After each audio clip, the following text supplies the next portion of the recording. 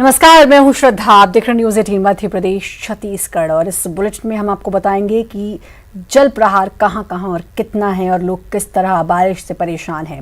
भारी बारिश के बाद बड़वानी के राजघाट की तस्वीर आपको दिखाते हैं, जहां नर्मदा नदी खतरे के निशान के पार पहुंच गई है। जल स्तर इतना ज्यादा बढ़ गया कि नर्मदा पर बना पुल भी जलमग्न हो गया। राजघाट में नर्मदा नदी का जल स्तर 128 मीटर के पार पहुंच गया है, जो कि खतरे के निशान से 5 मीटर ऊपर है। सरदार सरोवर बांध में पानी रोकने और ओमकारेश्वर से पानी छोड़ने के कारण जल स्तर अब तेजी से बढ़ रहा है। ओमकारेश्वर डैम से 8 टरबाइन और एक गेट के माध्यम से 2000 क्यूसेक पानी अधिक छोड़ा जा रहा है, जिसे लेकर बड़वानी जिला प्रशासन पहले ही अलर्ट जारी कर चुका है। होशंगाबाद में बारिश और बाढ़ के कारण इन दिनों नर्मदा सहित तमाम नदियां और झरने उफान पर हैं। ऐसे में लोग हादसों को न्योता देते हुए इन नदियों और झरनों के पर सेल्फी लेने पहुंच रहे हैं। सुरक्षा इंतजाम न होने के चलते अक्सर हादसे हो रहे हैं। जरूरत लोगों को खुद सजग रहने की है। सेल्फी के चक्कर में हादसों को दावत देना समझदारी नहीं बल्कि लापरवाही है। लोगों को समझना होगा कि जिंदगी दोबारा नहीं मिलती। प्रकृति की सुंदरता का दूर से आनंद लें, खुद भी सजग रहें और दूसरों को भी सजग करें।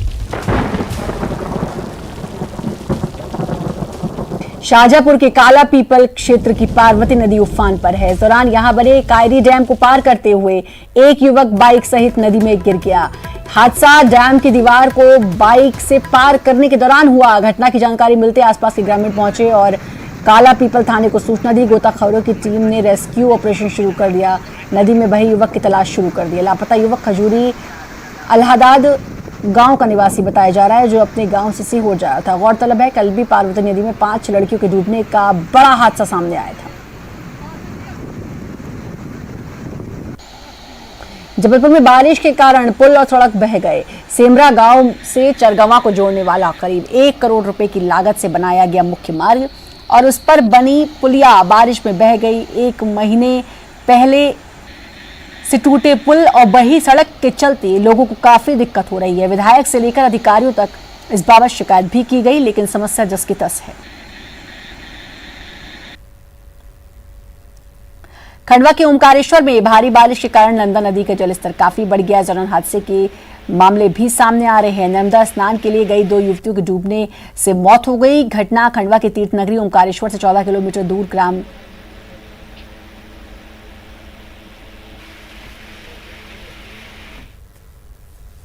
और सीधे रुख करेंगे गृह मंत्री नरोत्तम मिश्रा, जो इस समय संबोधित कर रहे हैं। वहां पर भी दीनदयाल रसोई को हमारी को जोड़ना चाहिए।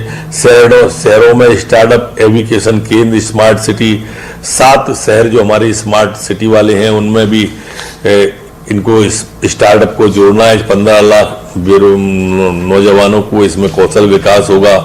10 लाख से आबादी वाले शहरों में जन भागीदारी ई चार्जिंग, जिससे पॉल्यूशन की भी समस्या का समाधान होगा, अन्य समस्याओं का भी समाधान होगा। 2024 तक हर घर के अंदर फिल्टर वाटर, नलका वाटर पहुंच जाए, ये भी तय किया है। माइक्रो इरिगेशन की जो पद्धति है, इसमें माननीय प्रधानमंत्री जी का सोचना रहता है कि एक एक बूंद का उपयोग खेत के अंदर हो और उस पानी को पहुंचाएं हम। तो वो योजना जो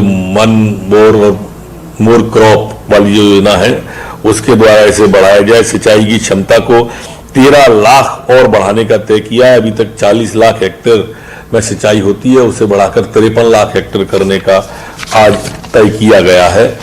इसी तरह से मुरैना, छतरपुर, शाहजहांपुर, नीमच, आगर में भी सोलर के प्लांट 4400 मेगावाट के इन जिलों में लगाने का तय किया है।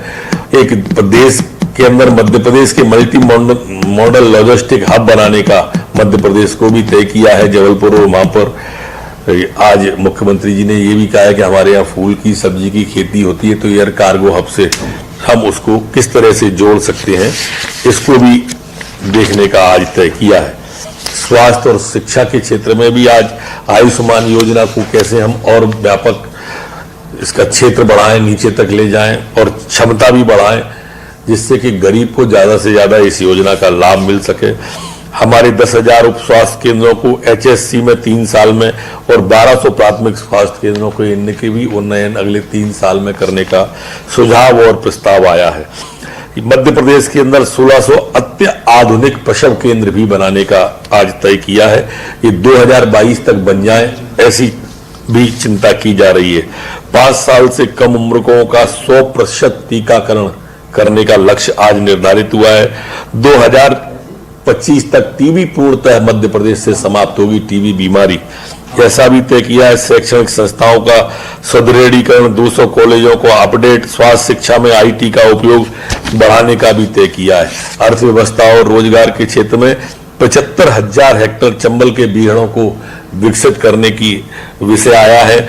बीज तथा कृषि विभाग के पीपीपी मोड पर हाइपर बीज को भी देखना है। नर्सरियां भी पीपीपी मोड पर प्रारंभ हों। खाद बीज की गुणवत्ता के लिए प्रयोगशालाएं हों। मोहौसा बाबई को विश्व स्तरीय फार्म बनाया जाए, ऐसा भी तय किया है। ये मंत्रियों के प्रेजेंटेशन का मैंने छोटा छोटा और मोटा मोटा खाका रखा। आज इसके अलावा माननीय मुख्यमंत्री जी ने 1 सितंबर मंगलवार को सभी मंत्रियों को जिलों में जाना है। सांसदगण जो हमारे मध्य प्रदेश के केंद्रीय मंत्री हैं, वो सम्मानित विधायकगण अपने अपने यहाँ पर एक ऐतिहासिक योजना प्रारंभ करने जा रहे हैं। और वो योजना है कि जो राशन, जिन लोगों पर राशन कार्ड नहीं है, उन गरीबों के लिए पात्रता पर्ची का वितरण उस दिन किया जाएगा और उस दिन से हमारे पूरे प्रदेश के अंदर सभी गरीबों को राशन मिलने की सुविधा होगी। आज माननीय मुख्यमंत्री जी ने ये भी निर्देश दिए हैं कि ये जो आज मंत्रियों का प्रेजेंटेशन हुआ है, अगली कैबिनेट में वो कौन सी योजना को लॉन्च कर सकते हैं, मतलब अगले 8 दिन के बाद में, उसका वो तैयारी करके आएंगे कि हम इस योजना को लॉन्च करेंगे। ये भी आज माननीय मुख्यमंत्री जी ने कहा है कि हमें जो भी योजना है आज तय की गई है, प्रेजेंटेशन हुआ है, इन सबको जल्दी से जल्दी, मतलब 1 नवंबर जो हमारे मध्य प्रदेश का स्थापना दिवस है, उस तक ये सारी सामने आ जाना चाहिए कि 2023 में हम ऐसा मध्य प्रदेश लोगों को देने वाले हैं। आज मध्य प्रदेश में कोरोना की कैबिनेट के अंदर भी समीक्षा हुई और कोरोना की समीक्षा के अंदर आज आया कि 1379 नए केस आए हैं और 1079 मतलब 1079 1079 रिकवरी हुई है। रिकवरी के हिसाब से अगर हम देखें तो अभी 81% रिकवरी रेट भोपाल की हो गई है, 94% मुरैना की, 75% ग्वालियर की। पूरे प्रदेश की देखें तो 75-76% रिकवरी रेट हमारी चल रही है। हिंदुस्तान के अंदर हम 25वें नंबर पर हैं, 15वें नंबर पर हैं। 22,500 एवरेज रोज टेस्ट हम मध्य प्रदेश के अंदर कर रहे हैं, इसलिए आपको ये बढ़े हुए केस दिखाई सामने अपने देते होंगे। कैबिनेट की बैठक के अंदर कुछ महत्वपूर्ण निर्णय जो और लिए गए, उनमें से आज की कैबिनेट में जो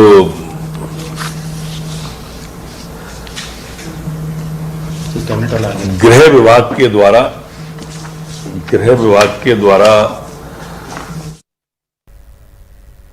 रतलाम के जामन पाटली नदी पर इन दिनों थोड़ी सी ही बारिश में लोग सेल्फी लेने पहुंच जा रहे हैं। सेल्फी लेने के चक्कर में लोग नदी के बीच में चले जा रहे हैं और हादसों को खुद दावत दे रहे हैं।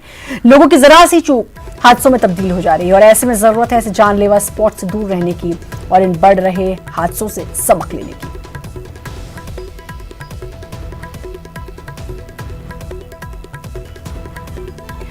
धार के आदिवासी गांव बड़कला में माही नदी का जलस्तर बढ़ गया। जलस्तर बढ़ने से लोग छोटे मोटे काम के लिए जान जोखिम में डालकर निकलने को मजबूर हैं। जिला मुख्यालय से करीब 40 किलोमीटर दूर बड़कला और इसके आसपास के कई गांव के करीब 10,000 की आबादी बरसात के दिनों में इसी तरह जान हथेली पर रखकर लेकर नदी को पार करती है। रोजमर्रा के सामान से लेकर किसी के बीमार होने तक गांव के युवा इसी तरह मदद कर नदी पार करते हैं। इस नदी पर यहाँ के लिए पिछले साल पुल भी स्वीकृत हो चुका था और 25 लाख में इसका टेंडर भी हो गया, लेकिन पुल बनाने में अधिक पैसा लगने के कारण ठेकेदार ने टेंडर वापस कर दिया। फिलहाल कलेक्टर धार ने पुल बनने तक गांव वालों के लिए वैकल्पिक व्यवस्था करने की बात कही।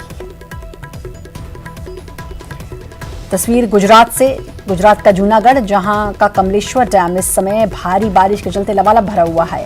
गुजरात के कई इलाकों में भारी बारिश हुई जिसके कारण डैम पूरी तरह भर गया। तस्वीरों में आप देख सकते हैं कि डैम में किस तरह पानी भरा हुआ है।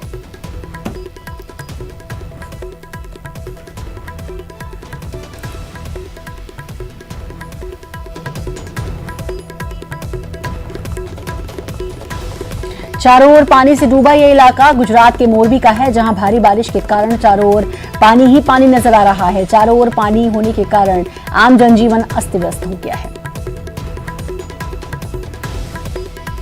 गुजरात के मोरबी में ही बाढ़ में फंसे लोगों को बचाने के लिए एनडीआरएफ की टीम को उतरना पड़ा। दरअसल यहां बाढ़ में फंसे 30 लोगों को एनडीआरएफ की टीम ने सुरक्षित स्थान पर पहुंचाया। एनडीआरएफ ने सभी को जिला प्रशासन को सौंपा और तब वापस लौटी। आपको बता दें, इस समय गुजरात के कई इलाकों में भारी बारिश हो रही है, जिसके कारण कई जिलों में बाढ़ जैसी स्थिति बनी हुई है। तस्वीर गुजरात के द्वारका की, जहां पूरा इलाका पानी से डूबा हुआ है। तस्वीरों में आप देख सकते हैं कि बाढ़ के बहाव, पानी का बहाव कितना तेज है। जिले में भारी बारिश के कारण कई इलाके डूब गए हैं और आसपास के इलाके के लिए अलर्ट जारी कर दिया गया है। गुजरात का संत सरोवर भी इस समय पूरी तरह लबालब हो गया है। तस्वीरों में आप देख सकते हैं कि संत सरोवर डैम में पानी किस कदर भरा हुआ है। आपको बता दें कि संत सरोवर डैम एक पिकनिक स्पॉट भी है, लेकिन ये आजकल पूरी तरह से भरा हुआ है और किसी हादसे की आशंका के चलते प्रशासन ने यहाँ पर पर्यटकों के लिए से रोक लगा रखी है।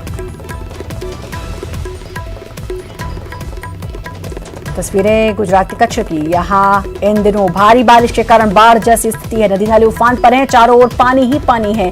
तस्वीरों में आप देख सकते हैं भारी बारिश के कारण उफान पर आए नदी नालों का बहाव कितना तेज है। तो ये तस्वीरें आप देखिए, भारी बारिश जिसके चलते नदी नाले उफान पर। तस्वीरों को देखकर साफ अंदाजा लगाया जा सकता है कि पानी का बहाव कितना तेज है और भारी बारिश के चलते यहां बाढ़ जैसी स्थिति है। गुजरात के डांग की तस्वीर, डांग में भी भारी बारिश के कारण नदी नालों का जलस्तर काफी बढ़ा हुआ है। डांग को गुजरात का चेरापूंजी कहा जाता है। तस्वीरें वहां के एक पर्यटक स्थल की हैं, जहां का झरना भी काफी खूबसूरत लग रहा है। लोग यहां पर्यटन के लिए आते हैं, लेकिन इस समय यहां जलस्तर काफी बढ़ा हुआ है और ये कहीं ना कहीं खतरा तब बन जाता है जब लोग इसके काफी करीब जाकर सेल्फी लेते हैं या फोटो खिंचाते हैं। इसलिए इस समय यहां से जितना दूर रहें और दूर से ही इस नजारे का आनंद लें उतना बेहतर है।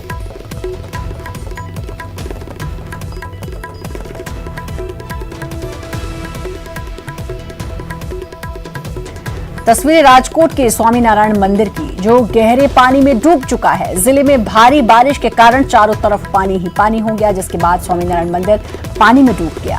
मंदिर के आसपास तेज पानी बह रहा है। तो तस्वीरें आप देख सकते हैं, पानी में जलमग्न हो गया है मंदिर। आसपास की तस्वीरें आप देखिए और देखिए जरा कि किस कदर पानी है और आसपास पानी तेज बह रहा है और पानी में मंदिर पूरा डूब चुका है।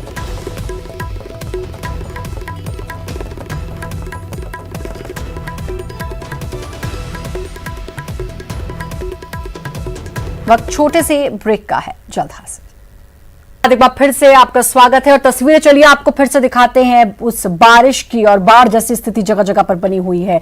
यमुना नदी की तस्वीरें आपको दिखाते हैं, जहां का जलस्तर लगातार बढ़ रहा है। पिछले कई दिनों से यहां पर बारिश हुई है, जिसके बाद यमुना नदी का जलस्तर लगातार बढ़ रहा है।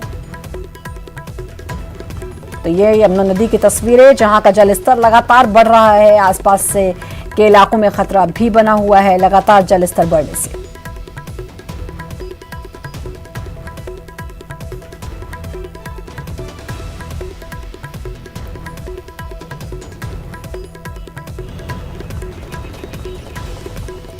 तो यमुना नदी की तस्वीरें आप देख रहे हैं अपने स्क्रीन पर।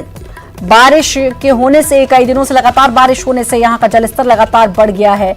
तस्वीरों में आप देख सकते हैं पानी का बहाव भी तेज है और ये तस्वीरें यमुना नदी की हैं।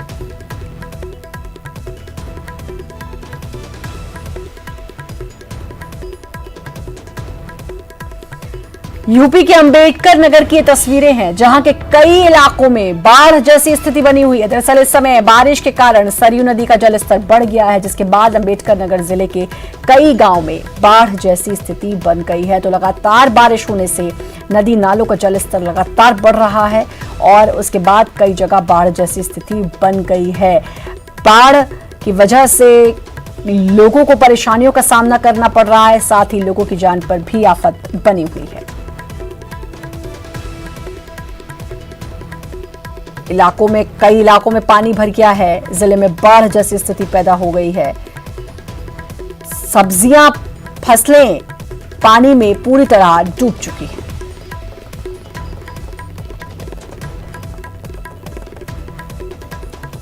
ये तस्वीरें आप देख सकते हैं, पूरी सब्जियों की फसल बर्बाद हो चुकी है, बाढ़ की स्थिति बनी हुई है। लगातार बारिश हो रही है, जिसकी वजह से नदी का जलस्तर लगातार बढ़ता जा रहा है।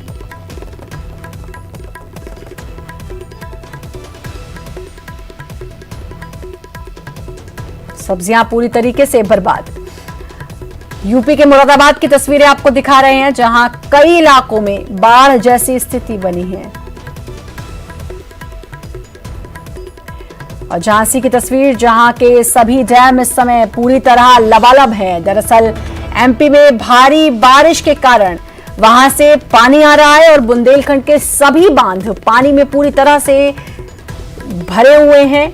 तस्वीरें आप देख सकते हैं, ये तस्वीरें आपको हम दिखा रहे हैं झांसी की, जहां के सभी डैम इस समय पूरी तरह पानी से सराबोर हैं। दरअसल एमपी में भारी बारिश इन दिनों हो रही है और वहां भारी बारिश की वजह से पानी आ रहा है और बुंदेलखंड के सभी बांध पूरी तरह से भरे हुए हैं।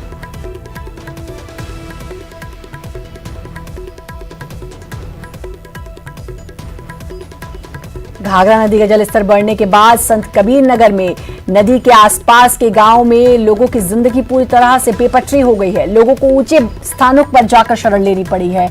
नदी के बड़े जलस्तर के चलते दर्जनों से ज्यादा गांव पूरी तरह से डूब गए।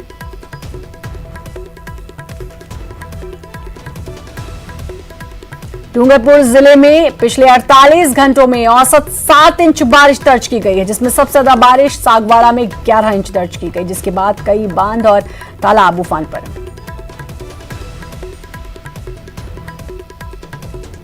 राजसमंद में पिछले 24 घंटे से जारी बारिश के बाद नदियों में भी पानी आने की संभावना बढ़ी है, तो जलाशयों में पानी का स्तर बढ़ने लगा है।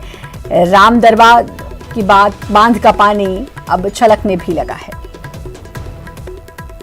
तो तस्वीरें आप देख सकते हैं, बांध से पानी छलकने भी लगा, ये स्थिति हो गई है। बाढ़ जैसी स्थिति लगातार यहां बनी हुई है। आसपास के लोगों का जनजीवन पूरी तरीके से अस्त व्यस्त और लगातार हो रही बारिश से इस तरीके की स्थितियां पैदा हो गई हैं। तस्वीरों में आप साफ देख सकते हैं कि किस तरह चारों तरफ सिर्फ पानी ही पानी नजर आ रहा है।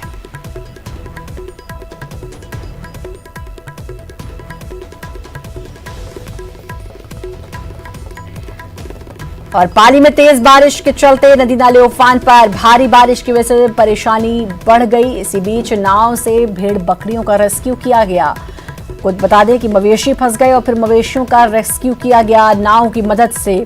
सिर्फ इंसान ही नहीं बल्कि जानवर भी इस बारिश से परेशान और लगातार हो रही बारिश से कई तरीके की परेशानियों का सामना करना पड़ रहा है।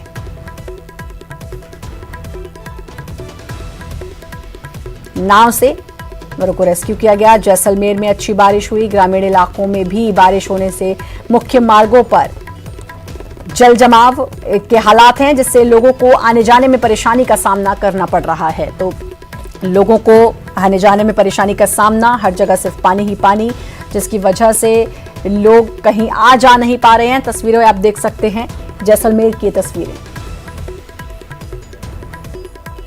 सिरोही में लगातार बारिश का दौर जारी। रुक रुक कर हो रही बारिश के बाद कई बांधों से पानी छलक गया।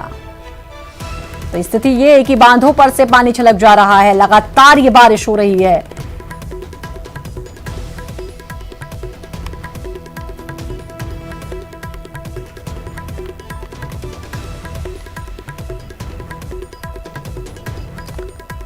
लेक सिटी की ये तस्वीर। उदयपुर में झमाझम बारिश के बाद झीलों में पानी की आवक जारी, जिसके बाद झीलों का जलस्तर बढ़ने लगा है। कैचमेंट इलाके में झमाझम बारिश से झीलों में पानी की आवक लगातार जारी है। बारिश की वजह से अब कैचमेंट इलाके में झमाझम बारिश और झीलों में पानी की आवक जारी, जिसकी वजह से जलस्तर लगातार बढ़ रहा है।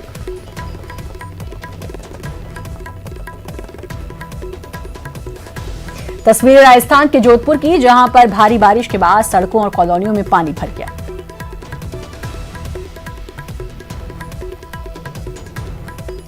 उदयपुर में अब नदी नालों में पानी का तेज बहाव जारी है। एक दिन की बरसात ने कई नदियों और तालाबों को लबालब कर दिया है।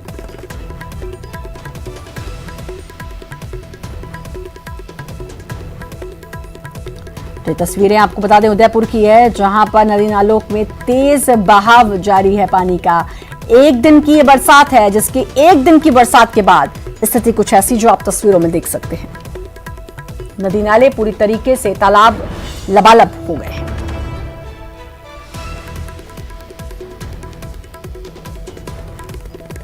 भीलवाड़ा की तस्वीर, जहां कई इलाके पानी से लबालब। तस्वीरों में आप देखिए कि भारी बारिश के चलते कई जगहों पर पानी भर गया। लोगों को समस्याओं का सामना करना पड़ रहा है। आम जनजीवन पूरी तरीके से अस्त व्यस्त है। जरूरत की सामान के लिए भी लोगों को घर से निकलने में सोचना पड़ रहा है, क्योंकि चारों ओर सिर्फ पानी ही पानी है।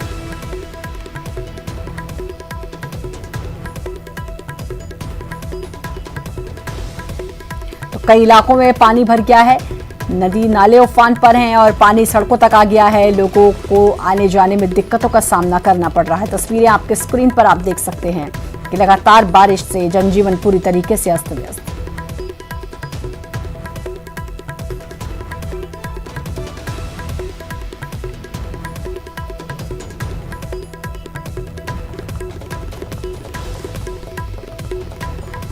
गोपालगंज में बाढ़ का पानी कम हुआ, लेकिन परेशानियां बढ़ती जा रही हैं। बाढ़ प्रभावित इलाकों में सब कुछ बर्बाद हो गया। प्रभावित इलाकों के लोग तेजी से बीमार पड़ रहे हैं। कई कच्चे मकान पानी में ढह गए। ऐसे बाढ़ पीड़ितों की किसी ने सुध नहीं ली।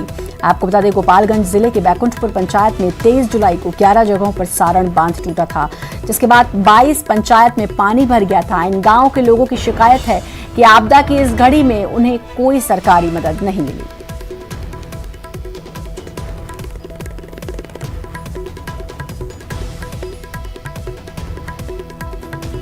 बेगूसराय में बलान नदी पर बांध टूटा। कई एकड़ खेत पूरी तरह जलमग्न हो गए, तो 6 से अधिक गांव पानी पानी हो गए।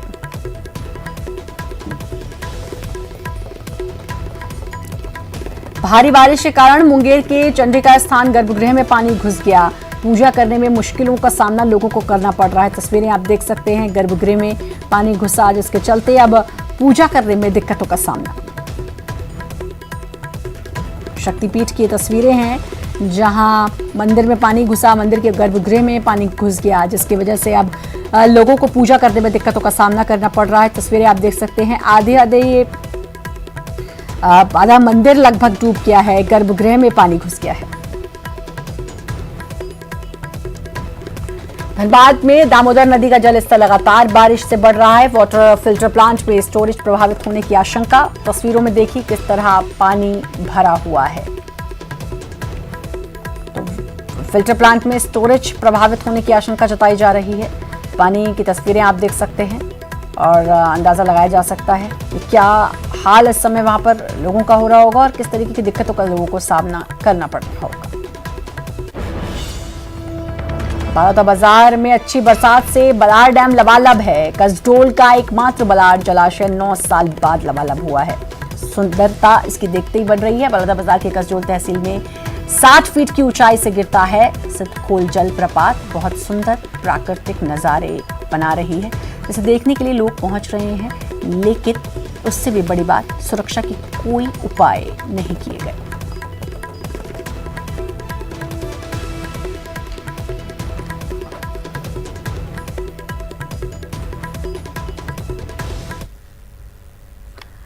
तो जहां बारिश से लोग परेशान हैं, वहीं बलौदा बाजार से एक सुंदर तस्वीर भी आपको दिखाते हैं और बात उत्तराखंड की करते हैं। उत्तराखंड के हल्द्वानी में वन विभाग ने 2 अजगर को पकड़ा है। बताया जा रहा है कि दोनों अजगर गौलापार्क क्षेत्र से मिले हैं। अजगर को देखने के लिए मौके पर लोगों की बड़ी संख्या में भीड़ जुट गई। हल्द्वानी वन क्षेत्र होने के चलते यहाँ अक्सर जहरीले सांप और अजगर निकलते रहते हैं।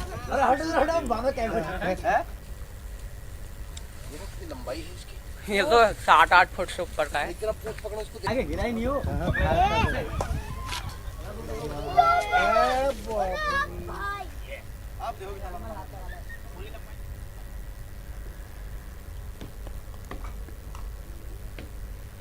और इसी के साथ फिलहाल इस बुलेटिन में इतना ही। बाकी खबरों की लगातार बनी रही न्यूज़ 18 मध्य प्रदेश छत्तीसगढ़ के साथ।